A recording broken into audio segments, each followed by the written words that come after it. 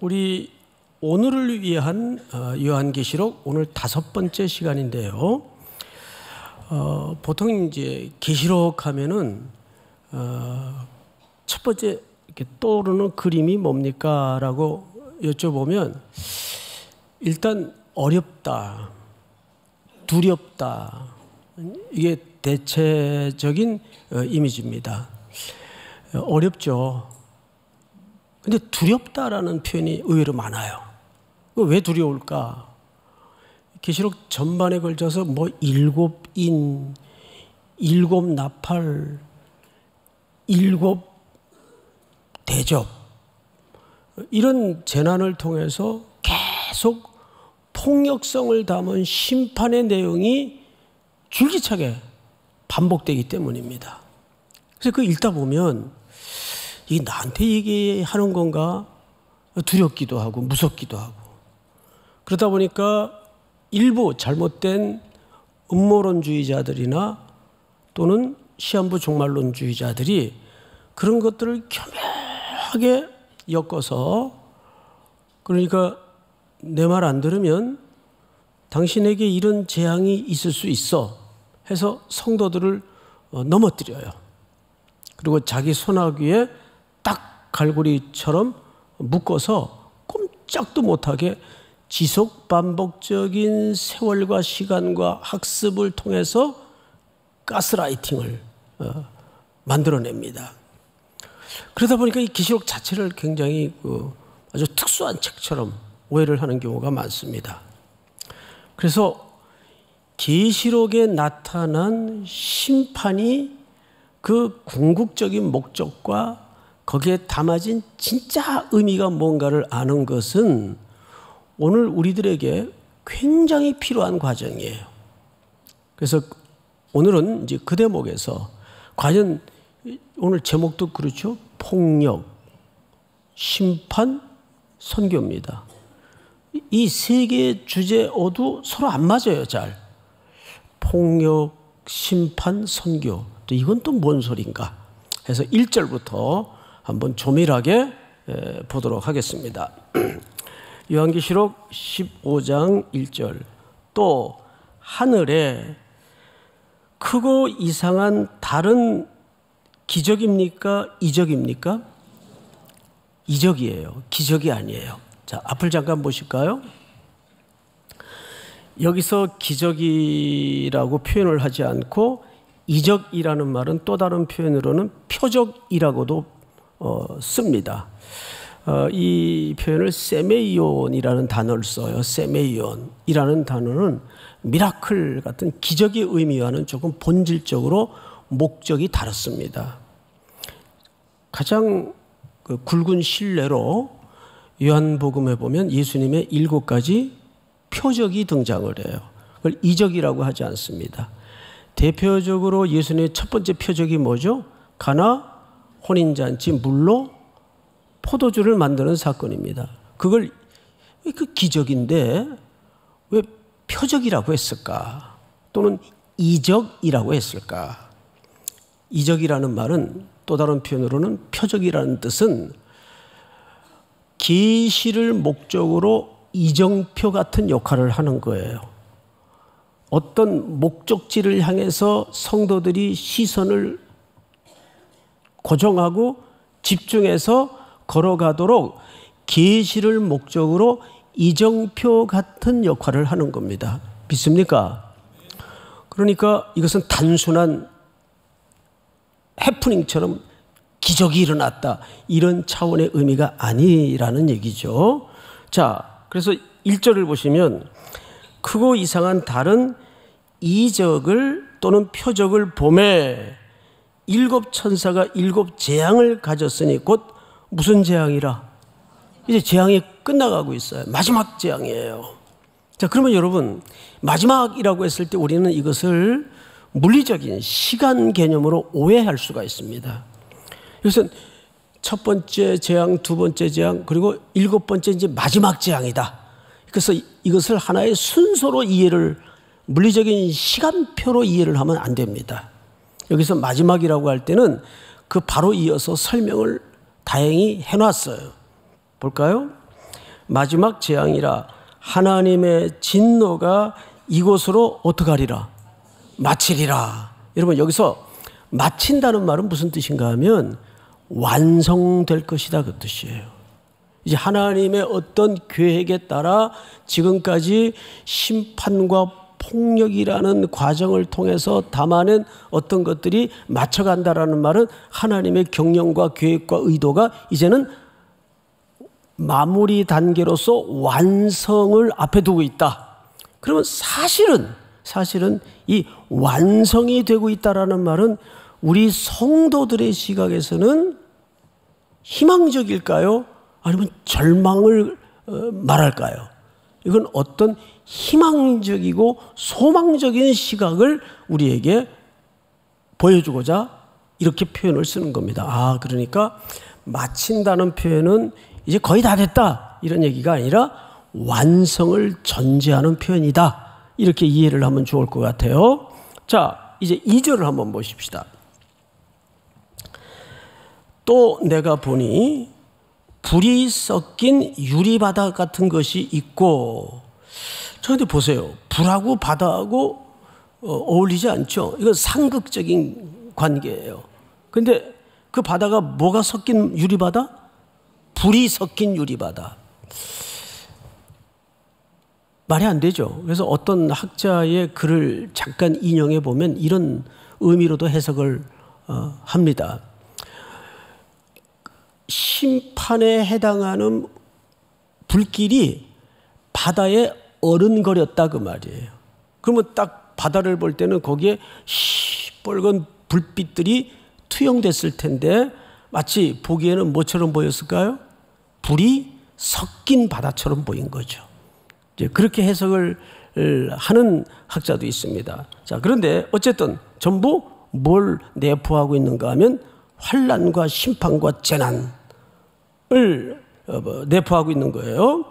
불이 섞인 유리바다 같은 것이 있고 짐승과 그의 우상과 그의 이름의 수를 이기고 벗어난 자들이 유리바닷가에 서서 하나님의 검은 고를 가졌다. 자, 여러분 여기서 그러니까 이 광경을 보는 사람들은 누굽니까? 그 재난과 심판과 환난에서 벗어나고 구원함을 얻은 사람들이 그 심판과 마지막 최종적인 장면을 지금 유리바닷가에 서서 보고 있는 거예요. 믿습니까? 그러니까 하나님의 백성들이 겪는 재난을 얘기하는 게 아니라 그 최종적인 그림을 보고 있는 거예요. 그런데 그 보고 있는 사람들의 손에는 뭐가 들려져 있죠? 하나님을 찬양하는 악기가 들려져 있어요. 악기. 하나님을 노래하고 하나님을 칭송하는데 쓰임받는 악기가 들려져 있어요. 그리고 3절을 한번 볼까요? 하나님의 종 모세의 노래 어린 양의 노래를 불러 이르되. 자, 모세의 노래를 또 다른 말로는 뭐라고 여기서는 소개하고 있죠? 그러니까 모세의 노래와 어린 양의 노래는 하나의 짝을 이루는 동질 개념이구나. 그러면 우리가 한번 생각을 해보십시다. 모세가 언제 노래했던 적이 있나? 성경에서 있어요, 없어요? 예? 없어요? 있죠. 우리 출애굽기 15장을 한번 띄워볼까요? 여러 나라가 듣고 떨며 블레셋 주민이 두려움에 잡히며 에돔 두령들이 놀라고 모압 영웅이 떨림에 잡히며 가나안 주민이 다 낙담하나이다. 이스라엘 백성들이 홍해를 건너서 애굽의 추격을 뿌리치고 하나님의 위대하심과 전능하심으로 구원함을 얻었다라는 그 광경을 소식을 듣고 주변의 방백들이 떨며 낙담하며 침묵하며 두려워했다 이렇게 표현을 하고 있어요. 다음 절 15절로 한번 돌려보실까요? 읽었군요. 죄송합니다. 16절 여러분들이 한번 읽어보십시오. 시작.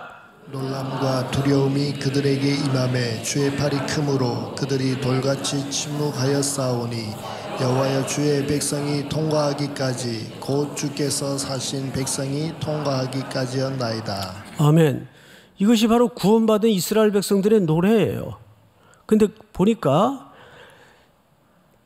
놀람과 두려움이 그들에게 임함에 주의 팔이 크므로 그들이 돌같이 침묵하여 싸우니 여호와여 주의 백성이 통과하기까지 곧 주께서 사신 백성이 통과하기까지 였나이다. 무슨 얘기죠?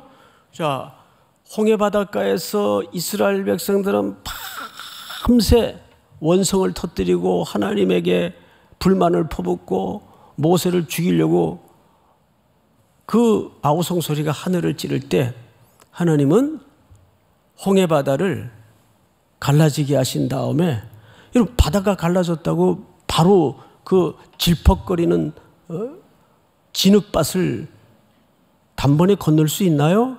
그러니까 성경에 보면 밤새 하나님께서 뜨거운 바람, 동편 바람을 불게 하셔서 동풍을 불게 하세요. 그래서 그 바닷길을 말리우십니다. 그래서 이스라엘 백성들이 바닷길을 건널 때에는 질퍽거리는 빠지는 길을 걷는 것이 아니라 마른 땅으로 건넜어요. 그러니까 그들의 원망이 하늘을 찌를 듯한 그 칠흑 같은 밤에도 하나님은 이스라엘 백성들을 위해서 동편 바람을 불게 하셔서 땅을 말리우고 계셨습니다. 그렇게 구원받은 주의 백성들이 미리암이 소고를 치고 온 백성이 동원할 수 있는 모든 악기는 다 동원해서 하나님의 구원하심을 하늘을 찌를 듯한 원성과 한숨과 비명과 눈물이 변해서 뭘로 바꾸셨습니까? 찬양과 노래로 바꾸시는 하나님이세요. 믿습니까? 그러니까 모세의 노래가 구약에 있어요, 없어요? 있죠. 그런데 그 모세의 노래를 오늘 계시록 마지막 책을 보니까 누구의 노래로 바뀌어져 있죠? 어린 양의 노래, 어린 양을 향한 노래. 그러니까 그 공로는, 모세의 노래는 하나의 모형이었다면 그 모형에 담아진 구약의 메시지의 완성은 누구로 완성이 되는 거예요? 어린 양의, 죽임당한 어린 양의 노래로 완성이 되는 겁니다. 그래서 모세의 노래는 곧 어린 양의 노래예요. 그걸 어떻게 할 수 있는가 하면 이들이 400여 년 동안에 바로의 압제 밑에서 고통당하고 신음하다가 10가지 재난과 재앙을 통해서 하나님이 바로를 치시고 애굽을 치셨습니다.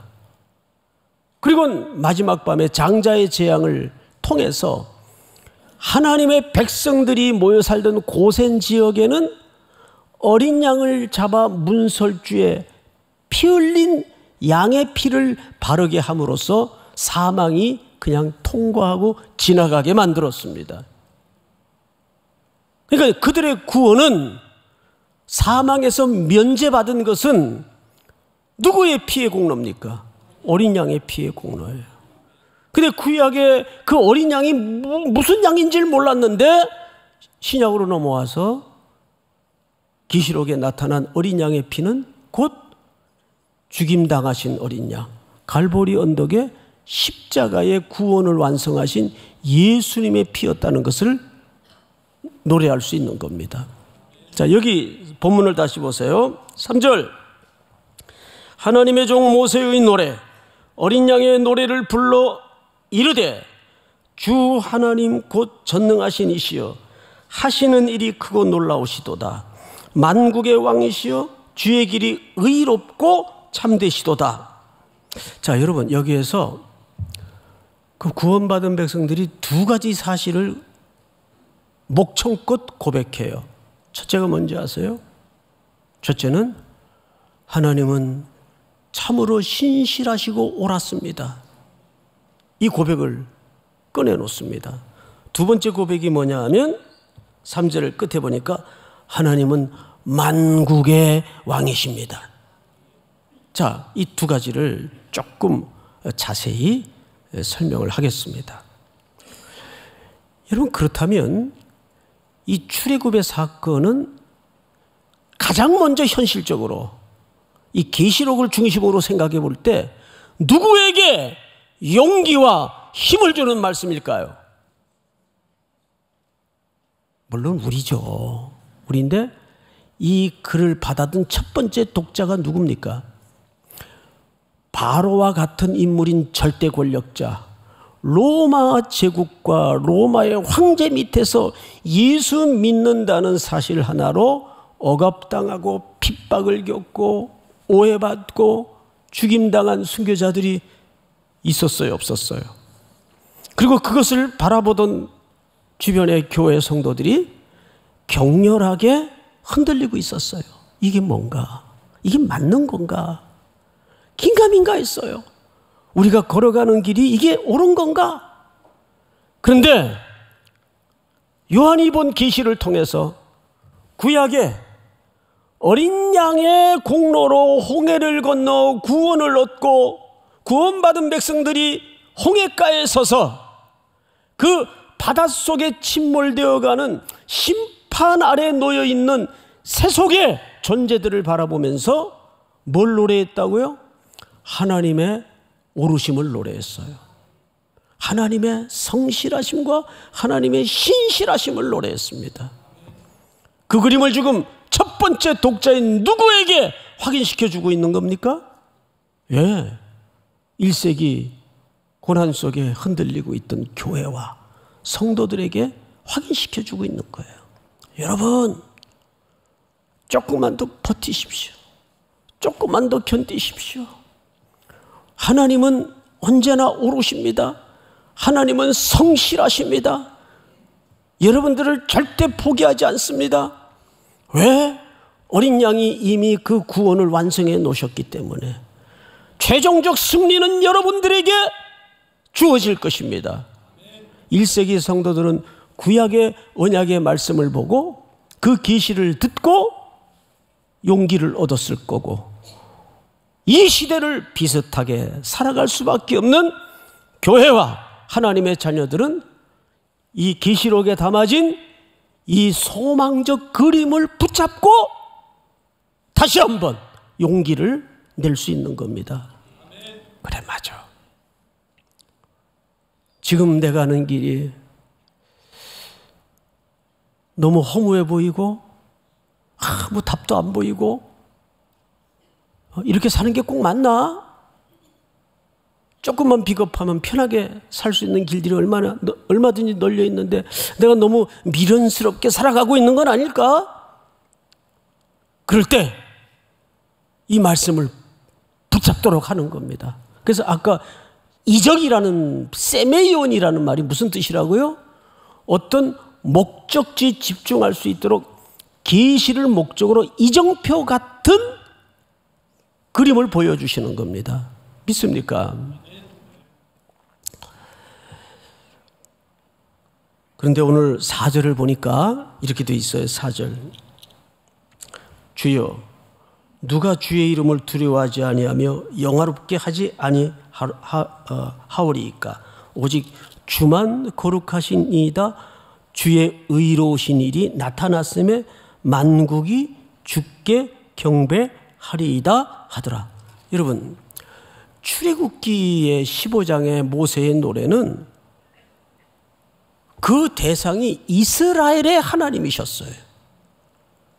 그래서 그 하나님은 이스라엘만 사랑하시는 하나님으로 국한되어 있었고 제한되어 있었어요.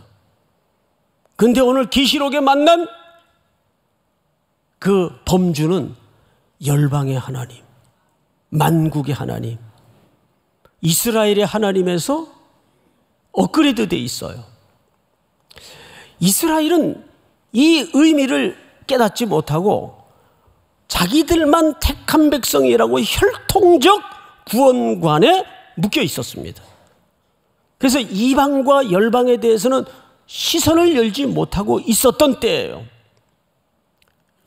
그들이 구원을 설명하기 위한 하나님의 샘플인 것을 몰랐어요. 우리 여름에 보면 포도를 많이 먹습니다. 포도 조금 있으면 이제 나오겠죠? 그럼 이제 이렇게 가게 집에 가서 어느 포도가 맛있을까 하다가 포도 맛을 보려고 그 한 뭉텅이를 다 맛보는 사람은 없죠. 그러면 주인 아저씨한테 야단 맞아요. 당신 이거 살 것도 아니면서 이런 법이 어디 있습니까? 근데 어느 범위까지는 허락을 하죠. 한 알 내지는 두 알. 이걸 뭐라 그래요? 샘플이라 그래요. 이스라엘은 하나님이 얼마나 이 세상을 사랑하시고 자기 백성을 사랑하셨는가에 대한 뭐예요? 샘플에 불과합니다. 그런데 그거를 이스라엘 백성들이 못 알아들었죠. 못 깨달았죠. 근데 분명히 출애굽기 15장에서는 이스라엘이 하나님이셨어요. 그런데 오늘 계시록에 이제 이 그림이 완성되어가는 모습 속에서 놀랍게도 그 하나님의 사랑의 범주가 어디까지인 걸 깨닫게 됩니까? 만국의 하나님. 또 3절 하반절에도 볼까요? 주 하나님 곧 전능하신 이시여 하시는 일이 크고 놀라우시도다. 만국의 왕이시여.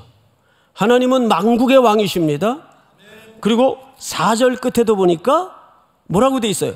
만국이 와서 주께 경배하리이다. 아멘. 저도 이제 그 제주 선교 따라갔다가 어제 오후에 도착을 했어요. 늘 제주 땅을 밟을 때마다 참 놀라운 하나님의 경의를 자주 목격도 하고 겪기도 하지만 이번 제주 선교는 유독 참 많은 일들이 좀 있었습니다. 어느 이제 영계교회 이제 자매가 우리 교회 청년이죠. 이제 잔치할 물품들을 좀 사러 무슨 마트에 하나로 마트인가 뭐 마트에 물건을 사러 갔어요. 근데 거기서 1등 경품에 당첨이 된 겁니다. 장효정이라는 자매인데 이건 뭐 좋은 일이니까 이름 밝혀도 돼요. 그래서 그 일청. 근데 더 대박은 그 어린 자매가 그 비싼 물건 자기가 갖고 싶을 텐데 그거를 영계교회 담임 목사님 그 교회에다가 기증을 해버렸어요. 그 상품이 뭐냐면 건조기예요. 건조기. 이 제주는 바닷가를 끼고 있기 때문에 그냥 다니는데 축축하더라고요. 그러니 건조기를 사용하면 얼마나 뽀송뽀송하고 좋겠어요. 그 보고를 듣고 이제 서귀포에서 저는 일정을 마치고 이제 제주도로 넘어갔는데 서울에 오후에 도착을 했는데 연락을 하나 받았어요. 어느 영계교회에서 이제 마을 잔치를 하지 않습니까? 근데 50% 이상이 절에 다니는 동네 주민들이 인생 처음으로 초대받아서 그 영계교회 문턱을 밟은 겁니다. 이게 엄청난 거예요, 사실은. 문턱을 넘은 거예요. 그런데 왜 그런 역사가 일어났는가 하면 거긴 유독 선교대원이 4명밖에 없어요.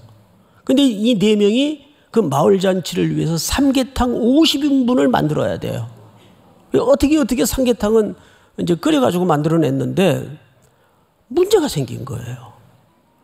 그날 또 현금 인출기에서 25만 원을 뽑아가지고 할아버지 한 분이 그 교회 잔치에 참여를 하게 됐는데 이분도 당연히 절에 다니는 할아버지죠.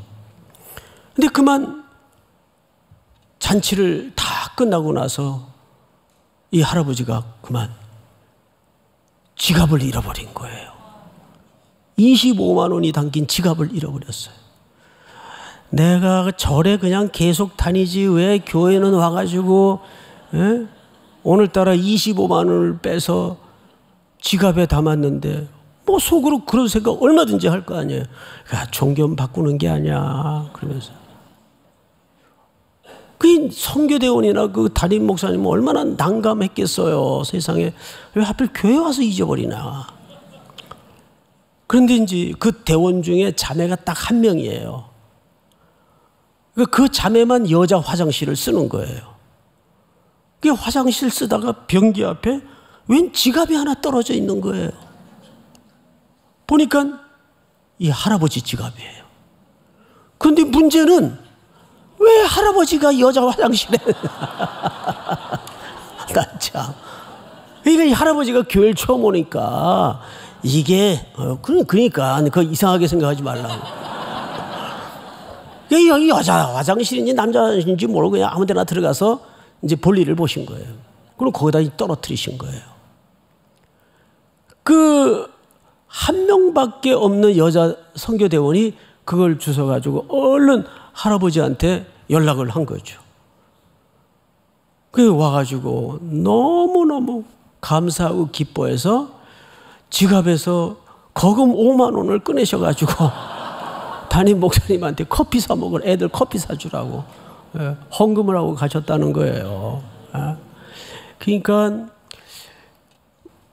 어떤 일이 벌어지면 언제나 하나님은 그 일을 통해서 항상 업그레이드 하세요.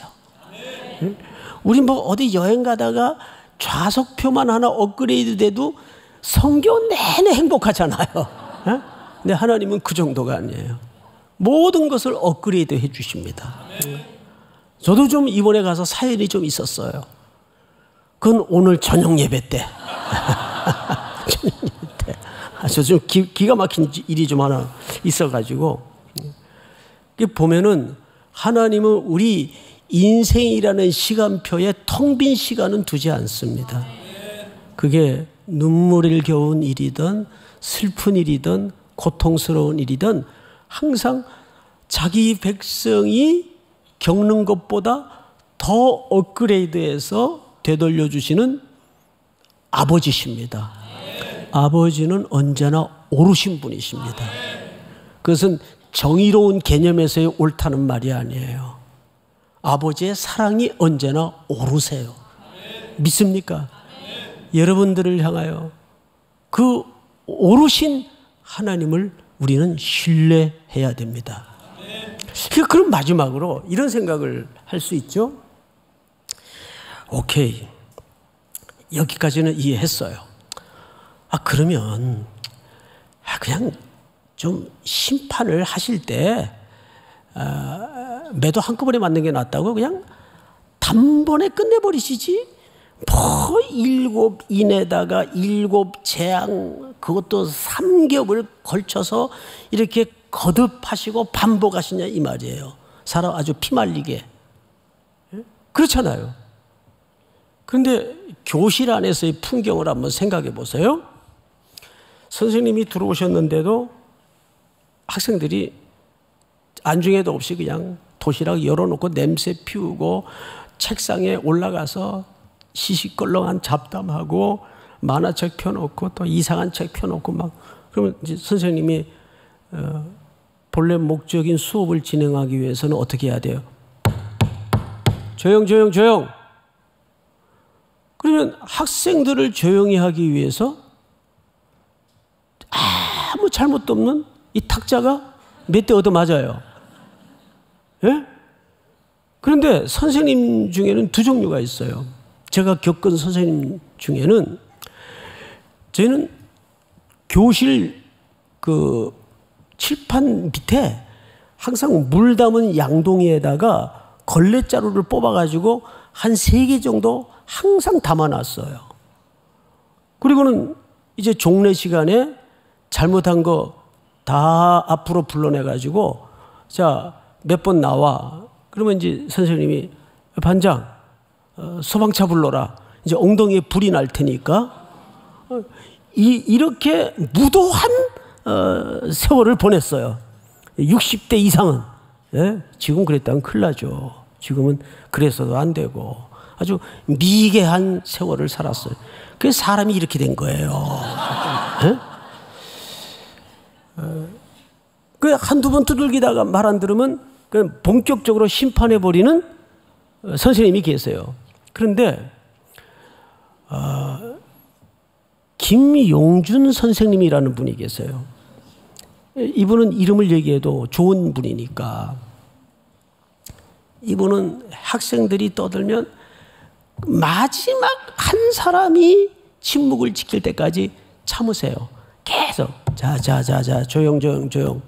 말 안 들으면 또 한참 서서 기다려요. 근데 이분이 교련 선생님이에요. 그리고 군인 출신이란 말이에요. 군대에서 얼차려 모르시겠어요? 기합 주는 방법은 이 선생님보다 구체성을 가진 분이 없어요. 그런데 끝까지 기다리세요. 끝까지. 자, 이 세상에 하나님의 경영을 잘 보세요. 지진 일게 하시고 역병을 일으키시고 재난을 불게 하시고 왜 이렇게 지속적으로 단번에 끝내질 않고 지속 반복하실까요? 이유는 하나예요. 마지막 한 사람까지 기다리시는 거예요. 나의 택한 백성 마지막 한 사람까지 돌아올 수 있도록 하나님이 기다리시는 거예요. 그러니까 하나님의 관심은 심판을 주고 벌을 주는 데 목적이 있지 않아요. 마지막 한 사람까지 돌아오게 하시도록 그 재난 때마다 구약의 역사를 보세요. 항상 뭘 남기죠? 남은 자를 남겨요.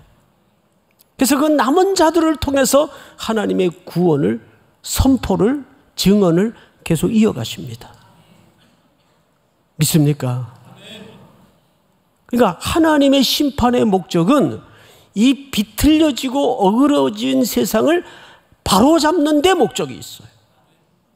그리고 파괴, 무너짐, 이런 폭력성의 그림은 여러분 생각을, 집을 하나 새로 만드는데도 그 원래 낡고 누더기 같은 그 건물 세워놓은 채 해봐야 그건 수리밖에 안 돼요. 옳게 되지도 않고.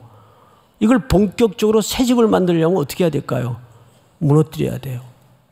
철저하게 기초까지 다 파내야 돼요. 그래야 거기에 새로운 집을 세울 수가 있습니다. 이게 하나님의 목적입니다. 두 번째 목적. 자, 계시록 21장 5절을 한번 볼까요? 보좌에 앉으신 이가 이르시되 보라, 내가 만물을 어떻게 하노라? 고치는 게 아니에요.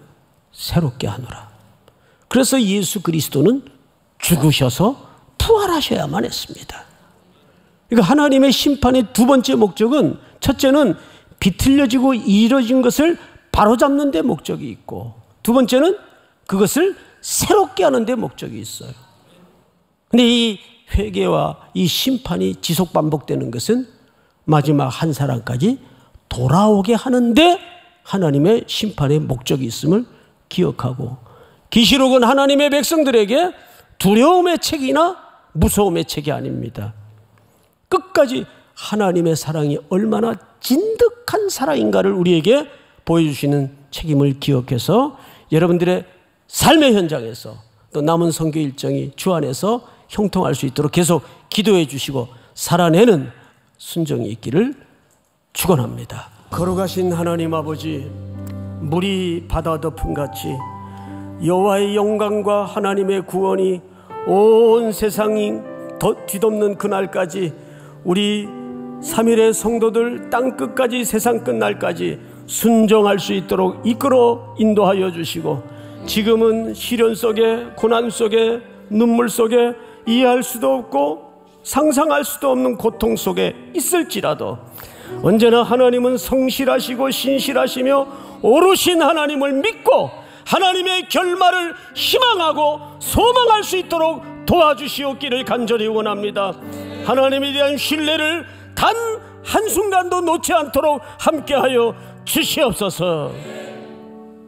지금은 우리 구주 예수 그리스도의 은혜와 아버지의 사랑과 성령님의 교통하심이 오늘 머리 숙여 경배를 드리는 사랑하고 사랑하는 귀한 3일의 성도들, 해외, 군에 멀리 출타해 있는 가족, 복중의 생명까지 제주 땅의 선교대원들 머리 위에 이제로부터 영원토록 함께 있을지어다. 아멘.